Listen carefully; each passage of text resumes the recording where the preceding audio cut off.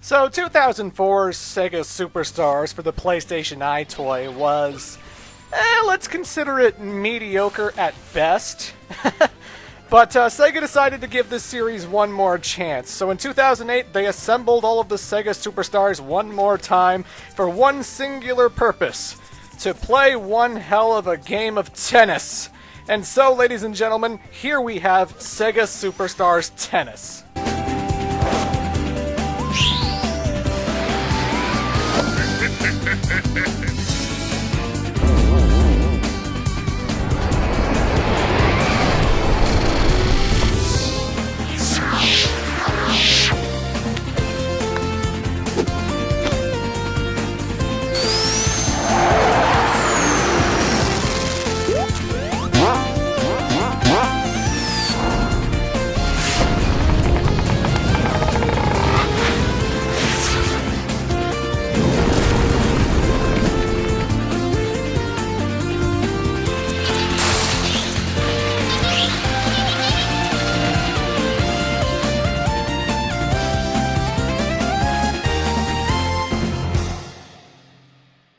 So going into this video, I don't really know how to talk about tennis mechanics or how the game of tennis is played, because, I'm not really much of a sports aficionado, and I don't really know all the technical terms of tennis. I understand the basic core concept, and I'm able to play the game perfectly fine, but I can't really compare it to other tennis video games and tell you whether this game is better or worse than any other. All I know is that, hey, this is actually a pretty fun game. Is it better than Mario Tennis on the N64? It's about the same. Is it better than tennis in Grand Theft Auto 5? Well, it's faster and more colorful than the tennis in Grand Theft Auto 5.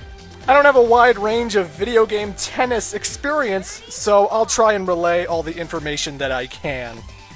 So the roster is filled with all of your favorite Sega characters. Of course, there's the Sonic the Hedgehog franchise, which has a lot of characters in comparison to everything else. You have Sonic, Tails, Amy, Shadow, and Dr. Eggman. With the other series, we have Ai and Mimi from Super Monkey Ball, Knights and Riala from the Knights series, Beat and Gum from the Jet Set Radio series, Ulala and Pudding from Space Channel 5, Amigo from Samba de Amigo, Gilius from Golden Axe, and an old Sega classic, Alex Kidd from the Alex Kidd series. And all of these characters will be playing on Sega-themed courts, not just limited to the playable characters universes either. There's stuff like House of the Dead, Outrun, Afterburner, and of course you'll see the usual stuff like Sonic the Hedgehog, Samba de Amigo, Space Channel 5, yada yada yada. All of the characters are broken off into different class types, like Sonic is a speed type, Eggman is a power type, Ai is something of a spin type, etc. So they all have their different ways of handling the ball. Some of them move faster than others, some of them are stronger than others, and so you'll have to experiment to see which character you're best with. The game offers both singles and doubles matches, so you can go one-on-one with one person, or you can team up with another person and take on two other people in doubles tennis. What makes this wackier than your realistic tennis simulator is that all of the characters have a superstar mode. So in addition to just being a regular tennis match, every now and then, the more you hit the ball, the more energy is being built up underneath them, and you'll see like this star icon underneath the character. When it's flashing bright yellow and it's completely filled in, you can push the R trigger and unleash a superstar move. For example, Dr. Eggman will show you his electric gobstopper, and then when he hits the ball, he will shoot all of these electric mines all over the court, and the opposing player has to dodge all of them while trying to hit the ball back and stay in contest with Dr. Eggman. Shadow the Hedgehog, for example, when he activates his superstar move, he not only hits the ball in a weird way to the other character, but when they hit the ball, they will actually teleport around due to chaos control, completely screwing up their position and actually slowing down the flow a little bit. So sometimes Superstar mode can be like a deal breaker for certain people who don't want that mode on all the time. The good news is you can actually go into the options menu to turn them off. So if you just want a traditional tennis ball game where it relies mostly on skill and not these wacky powers, you can have it that way. And you could also make the Superstar moves quicker so that you don't have to see Eggman pulling out his Gobstopper or Sonic turning into Supersonic every time he activates his special power. You know, you'll just do it instantly so that when they push the R trigger, Sonic's already yellow and the flow is not interrupted at all. So you can manage whether they turn off, whether they're quicker, and I like these Superstar moves a lot better than how it was handled in Mario Power Tennis. The thing that was annoying about getting trophies in Mario Power Tennis, from what I remember playing it back in like 2005, was that certain characters could like literally bring the ball to them.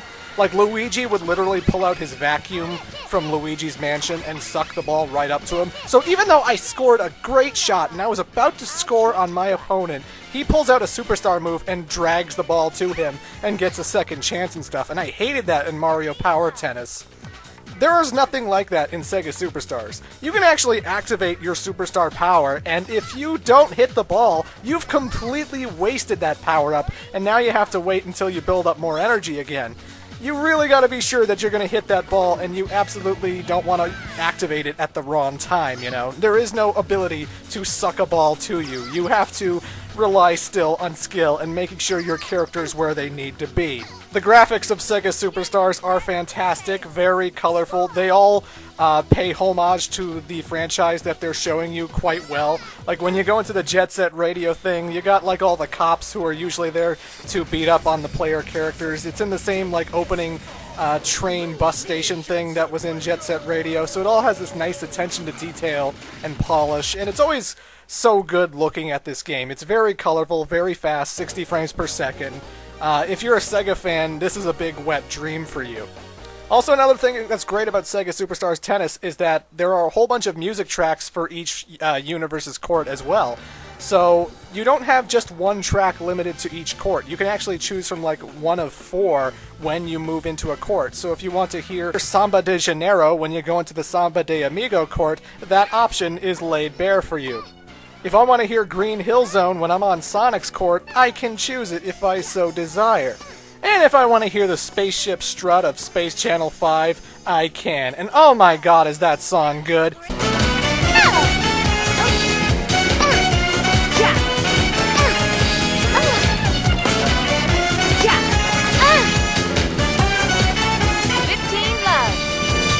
All right.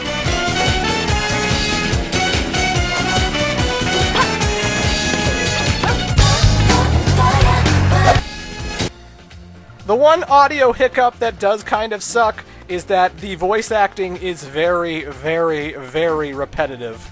Being a fan of Dr. Eggman, he's the character I always play in Sega Superstars Tennis. But here's what you have to listen to every time Eggman scores on the other player.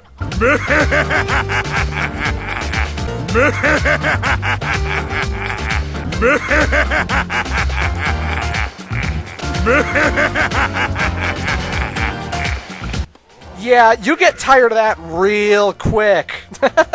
Another thing about the voice acting that you may recognize if you've played Sonic 06 is that a lot of the voice samples are basically carried over from that game. You've wasted so much of my time.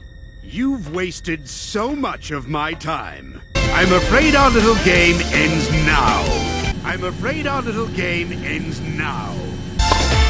I've got it! I've got it! My, that's a pretty snazzy performance there. My, that's a pretty snazzy performance there. You can also play this game online, but going by Xbox Live in the year 2014, it doesn't seem like anybody's playing this game anymore, so I tried to get a game going for like 2 different hours, and it never happened at all, so... I'm sure there are people playing this sometimes, maybe, I don't know. As for the core tennis gameplay, I really don't know what to tell you. I mean, I think it handles pretty well, you know. I know how to manipulate the ball so that it goes where I want it to go. If I hold left and push the A button, the tennis ball will go to the left side of the court. If I hold no direction and hit it, it will go into the middle of the court. And you know, I felt like it was pretty tight. I felt like the controls were responsive. I felt like if I did get it out of bounds, it was definitely my fault. There are different button combinations you can push. Like, you can push B, then A before you hit a ball in order to send it higher or slower or something. And I don't know how the technical terms of all the lobbies and stuff you can do. But as tennis video games go, I don't have too much to compare it to, but it seemed to work out pretty well from what I played, and I think it's a pretty fun game to play. So going by the core gameplay, I would say Sega Superstars Tennis is a winner, but it also has a whole bunch of other modes that you can play as well.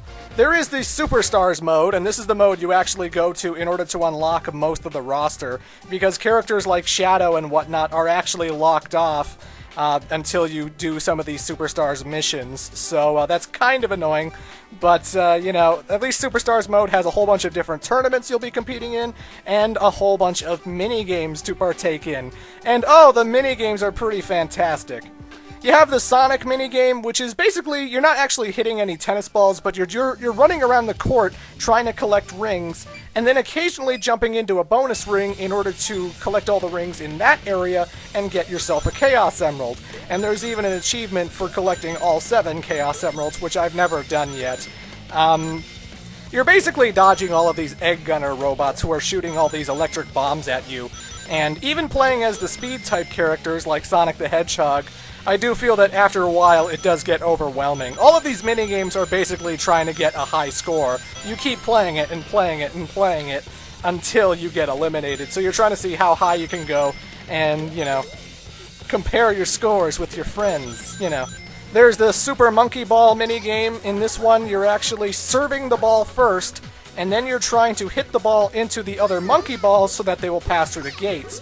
And every time you throw another ball, that counts as one leaving your inventory. So you get balls the more you hit things into gates, and you're trying to keep it going, but you don't want to waste too many shots because once you run out of balls, that game is over. And that one's okay. There's the Jet Set Radio minigame. Basically, a name is spelled out in graffiti on the other court, and every now and then this guy drives in and he gives you all these paint icons. So when you grab the green paint, your tennis ball now has green paint on it. And if there was a logo on the other side of the court that had green lettering, you're supposed to hit the ball where the green letter is in order to make it filled in. And you keep doing this, you keep picking up different paint cans, you keep trying to manipulate the ball in a way so that it hits the letters you're looking for, so you gotta keep holding different directions when you hit the balls. And you get a time bonus every time you fill in a name, so you're trying to see how fast you can do it, how long you can keep going, and how high your score can be. There is the Poyo Pop minigame. In this one, every time you hit a Poyo, all of the Poyos that are connected to it that are the same color will also evaporate as well. So you're trying to build up your high score, but you have to keep hitting the Poyos because you don't want them to fill up and fill the screen, because once the Poyos are filling the screen, then you lose. And playing this game with Dr. Eggman is the closest we will ever get to having a Dr. Robotnik's Mean Bean Machine 2.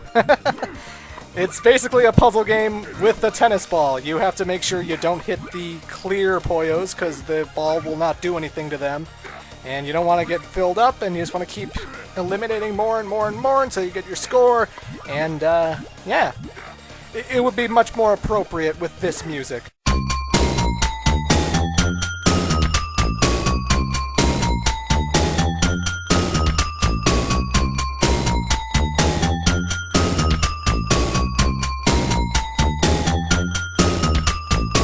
There is the House of the Dead minigame. In this one, all of these zombies come out from under the ground and they start shambling towards you. If they touch you, it counts as a hit. Basically, they just keep walking towards you. You can get all these different kinds of balls, like triple shots and a big shot, which will knock them all around.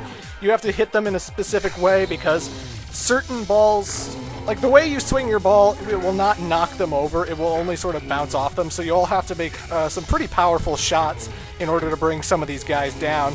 And eventually they start bringing in zombies who actually throw tennis rackets at you, so they'll actually have projectiles later on.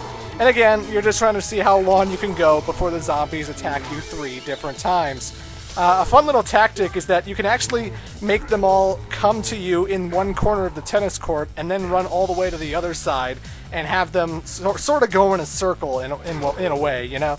So there are a lot of zombies on screen in the later parts of this minigame, but you can sort of manipulate them, and it's kind of fun like that. But House of the Dead was alright. There is Chu Chu Rocket, and this is what I was talking about with the earlier Sega Superstars video.